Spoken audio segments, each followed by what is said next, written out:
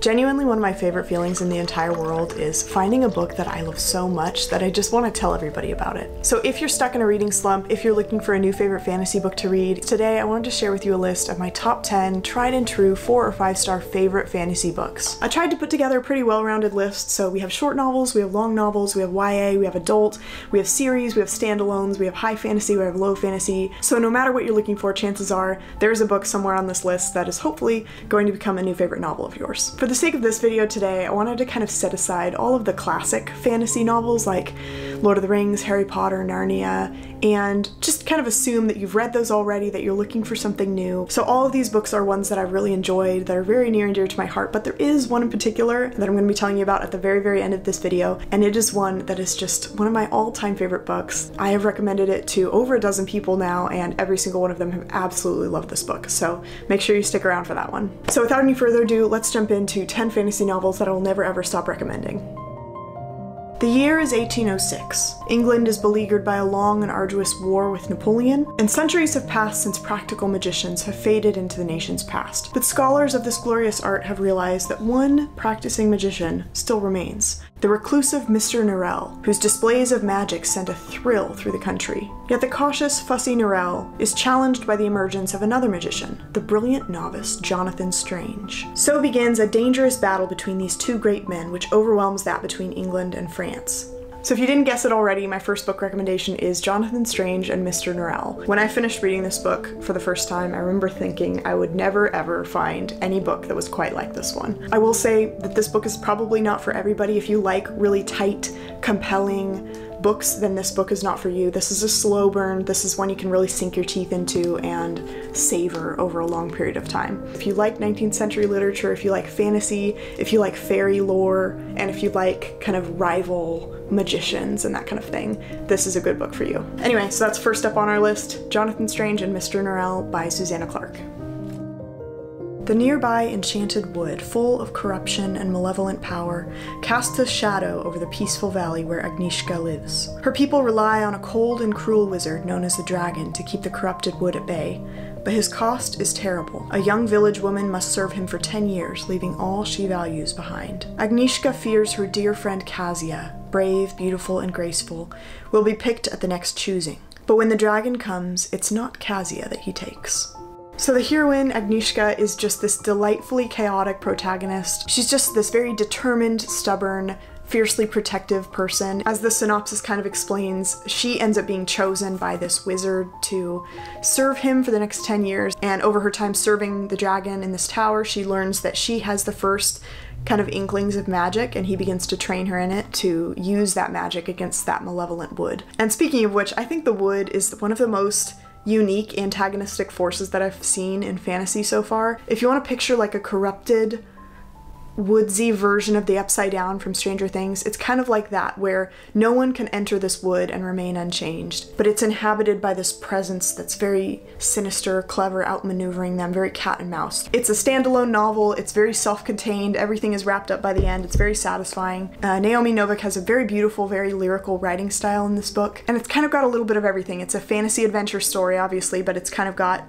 dashes of political intrigue, mythology, occasional very, very minor elements of horror, and it's got a pretty subtle romance plot that's, you know, kind of your enemies to lovers type story, but I didn't feel like it was too tropey or overdone. It felt very natural for the story. And maybe most of all, it's incredibly atmospheric. I felt like I could really live in this world while I was reading it. It's kind of got an Eastern European Russian influence to it, so it's just kind of a little different from your, you know, your typical medieval Europe fantasy. If I was going to kind of smack a little content warning on this one, it would only be that it is a little bit violent and gory in parts.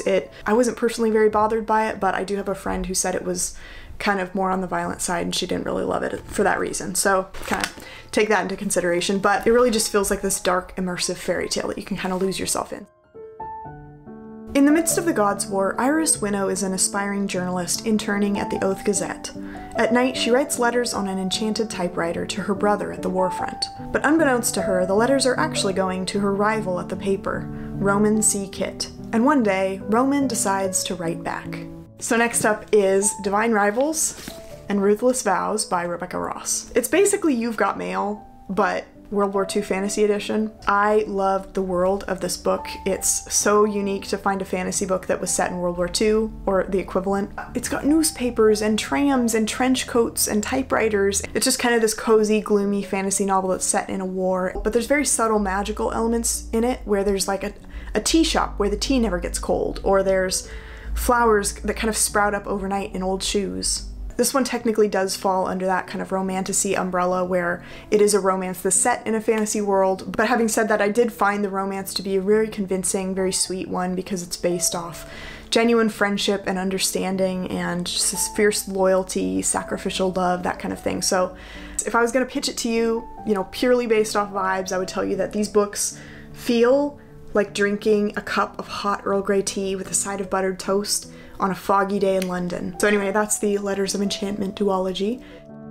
10 years after being sent away to the mainland to become a bard, Jack Tamerlane is summoned home to the island of Cadence. Girls are going missing from the island, and Adara, his childhood nemesis and the future leader of the clan, believes Jack is the only one that can find them. The elemental spirits that dwell in every breath of air, splash of water, blade of grass, and flicker of fire find mirth in the lives of humans, and a bard's music is the only way to summon them and ask that the girls be returned. Yet as Jack and Adara get closer to solving the mystery, it becomes apparent that an older, darker secret about Cadence lurks beneath the surface, and no harp song may be strong enough to stop it.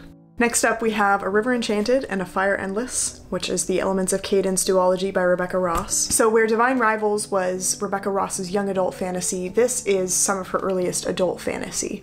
I actually really liked these a lot more than the Divine Rivals, purely because of that age gap. So the whole world, the whole island of Cadence is just thrumming with magic. I also really enjoyed all of the four main characters. I felt like they were very vividly drawn, they all jumped off the page, and between the four of them you get kind of a taste of every little genre. You get fantasy, you get thriller, you get mystery, you get romance. And of course, another trademark thing that I love in Rebecca Ross's books is she has very lyrical writing and just really beautiful ways of phrasing things. So there were a lot of lines I wanted to underline, but there were also passages that were so beautiful. I actually stuck a little post-it note there so I could come back and find it again for easy reference. So anyway, I really enjoyed both of these books. I feel like if this duology could be encapsulated in a single flavor, it would be a homemade blackberry pie with a flaky, buttery crust and wild blackberries harvested from the hills. So anyway, that's the vibe of these books. Enchanting, compelling, pretty much anything you could ask for in a cozy fantasy book. My fifth recommendation for you today is not going to be a surprise to some of you, but it is Name of the Wind and A Wise Man's Fear, both by Patrick Rothfuss. So these books are objectively some of the best fantasy that have come out in the last few decades. The big controversy with these books is that book one came out in 2007, book 2 came out in 2011, and we still have not received book 3. So let me tell you a bit about them. So the Kingkiller Chronicles, as they're called, tells the story of Kvothe, who is a magically gifted orphan boy, and he ends up becoming one of the most powerful magic wielders of all time. It's a hero's journey, but not the typical hero's journey you would expect, because he's not the chosen one. He is just this ridiculously stubborn, clever boy who ends up in this kind of weird combination of luck and talent. He manages to kind of ascend the ranks of notoriety and become one of the most famous wizards of all time. I mean, you can see how hefty this series is, and so much of that is just really immersive world building. There's so much lore and mystery, and magic system is insane. This is one of the best magic systems I've ever read in books. And it is kind of, with a lot of these books, it's got a little bit of everything, where it's primarily a coming of age, but it definitely has mystery, mythology, political intrigue. It's got thriller, romance, adventure, it's got dark academia in there too because of the School of Magic. So pretty much on all fronts, it's a masterpiece of a book, and it is really, really fun to have this kind of clever, audacious, daring main character who's really fun to root for, and he gets into all kinds of scrapes and thinks his way out of it, and it's just so many just epic moments in this series. Masterfully written, beautifully rendered world building, just a fun main character to root for, so everything about it is just so beautifully done. So anyway, if you haven't experienced this series yet, you have a lot to look forward to. Ketterdam, a bustling hub of international trade where anything can be had for the right price. And no one knows that better than criminal prodigy Kaz Brecker. Kaz is offered a chance at a deadly heist that could make him rich beyond his wildest dreams. But he can't pull it off alone. 6 dangerous outcasts, 1 impossible heist. Kaz's crew are the only ones who might stand between the world and destruction. if they don't kill each other first. Whoa. Okay. So in short, Six of Crows is a fast-paced heist novel, and it kind of features these 6 criminals who are kind of thrown together to complete this heist, and each of those 6 characters has really strong, compelling backstories. There's a lot of fun banter back and forth between the characters. It's a really well-developed fantasy world with lots of interesting cultures. It's got a Count of Monte Cristo level revenge story in it. It's got lots of very chaotic found family elements. It's a really tight, compelling story. It's pretty well written for a YA novel, and most of the reason I love this so much was the characters. There's just a lot of fun character development in that found family aspect. So this one's kind of an impossible heist story, and the sequel is kind of a cat and mouse revenge story. Both of these books are just a lot of fun. Okay, so most of my suggestions so far have been this kind of book. Big, hefty, you can get lost in it. But may I present to you a short book, a thin book, a book that could be read in a couple days. I present to you Piranesi. Piranesi was everywhere when it first came out. It was released in the middle of the pandemic, and it was just the most enchanting, spellbinding book, and I couldn't wait to get my hands on it. And the reason I was so excited for this one is it's actually the same author who wrote Jonathan Strange and Mr. Norrell. So this is Jonathan Strange and Mr. Norrell, and this is Piranesi, and they are like night and day different. So let me read you the little blurb, and I can explain to you why this book is going to change your life. Piranesi's house is no ordinary building. Its rooms are infinite, its corridors endless, its walls are lined with thousands upon thousands of statues, each one different from all the rest. Within the labyrinth of halls, an ocean is imprisoned. Waves thunder up staircases, rooms are flooded in an instant. But Piranesi is not afraid. He understands the tides as he understands the pattern of the labyrinth itself. He lives to explore the house. There's one other person in the house, a man called the Other, who visits Piranesi twice a week and asks for help with research into a great and secret knowledge. But as Piranesi explores, evidence emerges of another person, and a terrible truth begins to unravel, revealing a world beyond the one Piranesi has always known.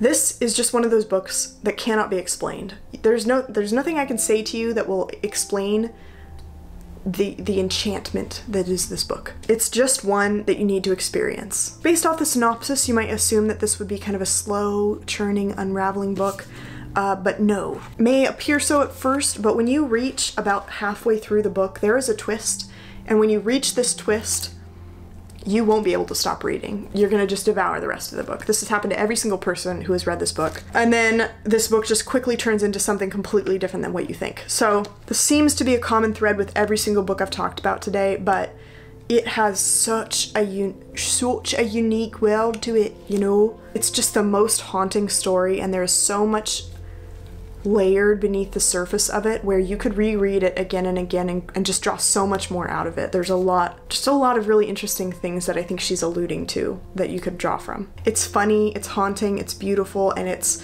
one of those books that's gonna really haunt you when you finish the last chapter. This book is just bigger on the inside. It's like, it's the TARDIS. I can't say anything else about this because it would spoil it, but read this book when you get the chance. So this next series is one that I only discovered pretty recently. I'm way behind the times on this one, but it is the Farseer Trilogy by Robin Hobb, starting with Assassin's Apprentice, The Royal Assassin, and Assassin's Quest. So let's begin at the beginning.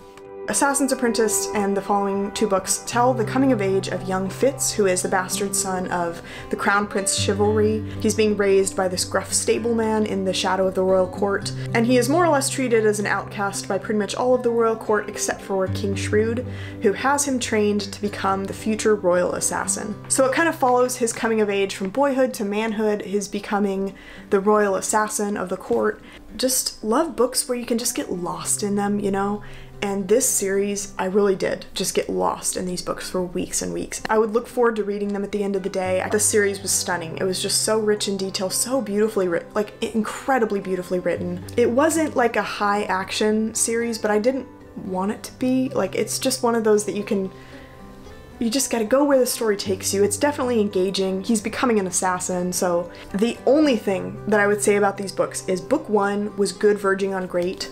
Book 2 left me on such a high as I have not had in fantasy books in a really, really long time. By the time I finished this one, I was so hyped for book 3. And then compared to these 2, the 3rd book just felt really disappointing. It just felt really long and rambly, and like it lost track. It was in no way what it promised to be. But having said that, the disappointment of this book in no way removes the quality of these first two books. So I definitely want to return to this world at some point. I think the author Robin Hobb has like 4 more trilogies set in this world, some of them following this character, and so I'm really intrigued by those. I would love to return to this world sometime. But if you have read Robin Hobb and you have suggestions for what I should read next after this series, please drop that in the comments because I would really love to hear. So anyway, this series is just a lot of fun. If you haven't read it yet, I think you'll really enjoy it. Next up is a trilogy that I would pay good money to be able to read again for the first time, and that is Red Rising by Pierce Brown. Yeah, I know this came out ages ago, but apparently I'm only just now discovering some of the masterpieces of our time. Here's how I would pitch this one. It's The Hunger Games meets the Roman Empire in outer space. And you might be wondering, why am I introducing a sci-fi novel in a video all about my favorite fantasy books? Well, I hold to the fact that genres are more like guidelines. Anyway, Red Rising is set in the distant future on the planet Mars, where the world is kind of segregated into class systems with the low-born reds at the bottom, the golds at the top, and a plethora of colors in between. Our protagonist, Darrow, is one of the reds, which means that he's one of the low-born miners of this whole system. And after he endures this really tragic loss that kind of shatters his whole world, he's recruited by this rebellion to undergo genetic enhancements to become one of the golds and infiltrate their system and kind of dismantle this whole system from within. Kind of similar to Star Wars, I guess. It starts out with one character and then it grows into this epic galaxy-wide war. It's just an incredible story. Like, the scope of it, the genius of some of the strategy and such. I don't think it lets up for a single moment. Like, the world building, the pacing, the characters, the strategy, the twists, all of it together just forms this like roller coaster that you cannot stop until you finish book 3. I just think this would make the most incredible epic TV show. Like, if they could ever adapt this and do it well, I'm sure that's probably in the works somewhere, but this is book 1 of a trilogy, but then there is another trilogy that's set with the same characters after the events of this trilogy. And then there is a 7th book, I believe, that he's currently working on that will be released that will kind of wrap it all up. So as far as content warnings go, I will say it's pretty violent, pretty gory. It's a war story, so it doesn't flinch away from that. Like I said, I would pay money to be able to read this again for the first time. I don't even consider myself a sci-fi fan generally, but this book was just insane. So it's a good time. Go read this one. Go read it. Go read it right now. We've covered a great deal of incredible book recommendations, but this is the book that I recommended to over a dozen people and had a 100% success rate. Every single person I've ever recommended this book to has loved it wholeheartedly. Am I hyping this up too much? I hope not. My #1 book recommendation that I think you should read immediately is The Scorpio Races by Maggie Stiefvater. Every October on the island of Thisbe, dangerous water horses called the Kopelushka emerge from the sea. The islanders attempt to capture these man-eating water horses and train them long enough to compete in what's called the Scorpio Races, which are held on the 1st of November every year. At age 19, Sean Kendrick is the returning champion. He's a young man of few words, and if he has any fears, he keeps them buried deep where no one else can see them. Puck Connolly is different. She never meant to ride in the Scorpio Races, but fate hasn't given her much of a choice. So she enters the competition, the first girl ever to do so. She is in no way prepared for what is to come. I have recommended this to so many people, so many different kinds of people, and everybody who reads it just becomes either really enjoys it or becomes obsessed with it, and there's kind of no middle ground. You don't need to be a horse person to read this book, but if you are a horse person, you are going to love this book. It is YA, but it is beautifully written, it's sharp, it's compelling, tightly knit story. The characters have this richness to them, their dynamics, the dialogue in this is insane. It's one of those books that I reread every single year. I read it in October because it suits the season. I have read this book going on, I think, 5 times now, and every single time I pick up new things. There's new layers. I could just sense that Maggie Stiefvater infused this book with so much love, so much detail, and it's just such an atmospheric book. You will lose yourself in the story. It's so good. Yeah, I've got nothing else to say about this book. Just go read it. There's no content warnings, no trigger warnings. Anybody can enjoy this any age. It's just a really good solid story. Go read it immediately, or better yet, wait till October, then read it. So those were my 10 favorite fantasy books that I recommend to people, but now it's your turn. Your mission, should you choose to accept it, is to tell me in the comments one of your all-time favorite fantasy books that you love recommending to people. And obviously we all love Lord of the Rings, Narnia, Harry Potter, and all those classics, but I would love to hear from you some of the more like off the beaten track kind of fantasy stories. So let me know the book and the author, but also tell me a little bit about what you love about the story, the ambiance, the vibe, and also like what really stuck with you after you finished it, you know? So thanks again for watching, and I'll catch all of you in my next video. Bye.